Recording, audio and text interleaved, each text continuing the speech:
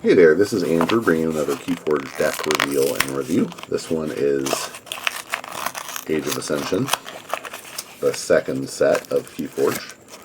Let's see what we get here. We have I am Ashrusset of the Obtuse Ness. Wow, that is kind of crazy sounding. Probably Mars, Shadows, and well, I'm drawn to saying Synctum. We'll see. Nope. The Brobnar Untamed Beast. Now, I have a really good, pretty good AOA deck that has that combo.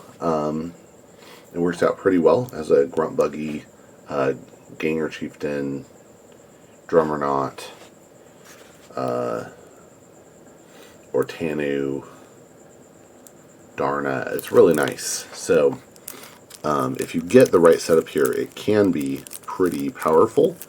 But, again, as I was saying from one of the other videos, like, if it kind of, part of what it boils down to is if you don't have anything in here really speeding you up too much, so you're going to rely on some ways to slow your opponent down to have this really work out. Alright, we got Coward's End, that destroys each undamaged creature and then gives you 3 chains.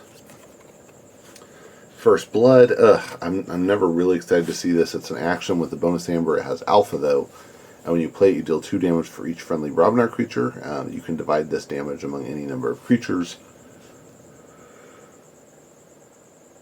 But I always get it turn 1, and then it's just amber, you know. All right, Ganger Chieftain is a 5-power giant. When you play it, you may ready and fight with a neighboring creature. Always happy to see that. Would love to see some more. Got another one. That's great. The more the merrier here. Okay, 2 is okay, and then we have a Gauntlet of Command, which is an artifact that has action, ready, and fight with a friendly creature. So that's a pretty good ready and go package in Brobnar, which is what I like to see. Wow, 2 of those. Okay. So yeah, so we're going to be able to keep using stuff on our Brobnar turns, which is really good news. Groggins is an 8-power giant that says when Groggins is used to fight, it may only attack flanked creatures. Okay, yeah, that's fine. Groke is a 5-power giant that after it fights, your opponent loses 1. That is fantastic. Lil Rapskull is a 2-power goblin with elusive, and says that creatures must fight when used, if able. So it's really like a full board and rage. That's pretty good. Screech Bomb is an artifact that you can sacrifice with Omni to make your opponent lose 2. So yeah, that's nice amber control. Talk about slowing your opponent down. Forge Master Og slows them down 2. It's a 4-power giant that says after a player forges a key, they lose all their remaining amber. Of course, that slows you down 2. Good to know that part. Phoenix Heart is an upgrade. I really feel like it could have done fine with an amber, but it gives a creature destroyed, return this creature to its owner's hand, and deal 3 damage to each creature in play. You just got to be careful with this, because if you have a big board and you have this on one of your creatures, and your opponent prioritizes that creature, then all your other creatures are going to take damage. So you just got to be careful.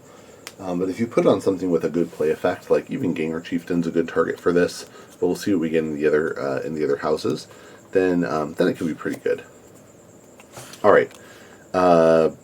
Dees, Banish. Action with a bonus amber that puts an enemy creature into your opponent's archives. Okay, that could be pretty good. Binding Irons is an action that says each your opponent gains 3 chains.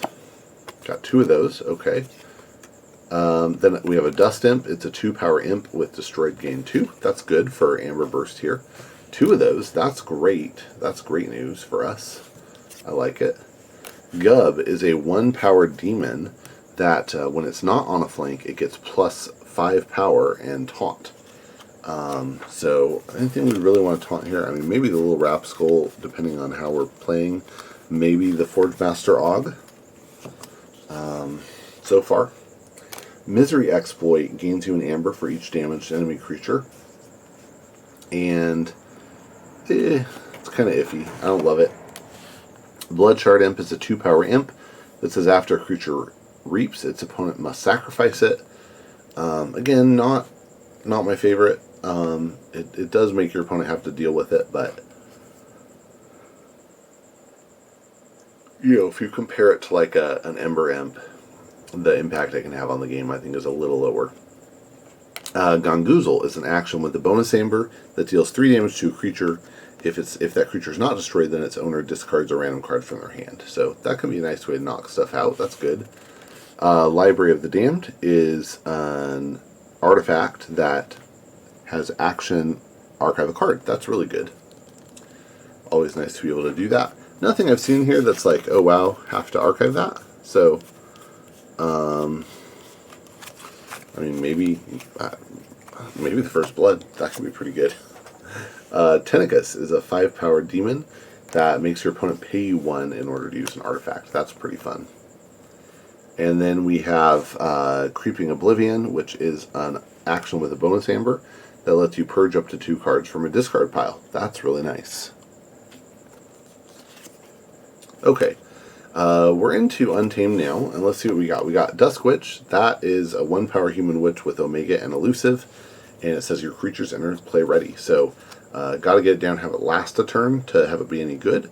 But if it stays out, it's good. Maybe we can hide that next to the Gub. A little risky to leave a Gub on a flank like that, but could work out. Fanghouse is a 3-power beast with Assault 3 and Hazardous 3. Nice for taking out elusive stuff. Glimmer is a 1-power fairy with alpha, and return a card from your discard pile to your hand. Then we have Nox, which is a 3-power beast that gets +3 power for each neighbor it has. We got Regrowth, which is an action with a bonus amber that returns a creature from your discard pile to your hand. Save the Pack, which destroys each damaged creature and gives you a chain. Tantadlin, a 9-power tree that only deals 2 damage when fighting, and after it fights, you discard a random card from your opponent's archives. Wow, those are really similar to a package I opened in another deck. Very interesting. Flaxia, 4-power fairy that has play gain 2 amber if you control more creatures than your opponent. We got 2 Flaxias. That's interesting. We have a lot of creatures here, so actually that could fire here. That could be pretty okay. Fogbank is an action with a bonus amber that says your opponent can't use creatures to fight on their next turn. Grasping Vines is an action with the bonus amber that returns up to 3 artifacts to their owner's hand. And then, and then we got Lupo. Lupo, the Scarred, is a 6-power beast with Skirmish. That's huge. And then when you play it, you deal 2 damage to an enemy creature. That's pretty cool. I like to see that. Yeah, so funny. I mean, that Untamed package is so similar to one of the other decks I opened pretty recently tonight. So, just funny there. But, yeah, looking at this, I think if you can get ahead on board, you can do some pretty cool stuff here. Those Dust Imps give you a chance to really ramp on the Amber.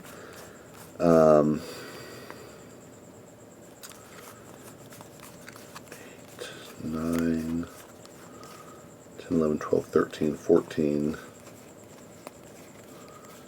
15. I mean, if you can get the Flaxias to hit, you're doing pretty okay. And maybe even can get into a position where you can get the Dusk Witch out and protect it.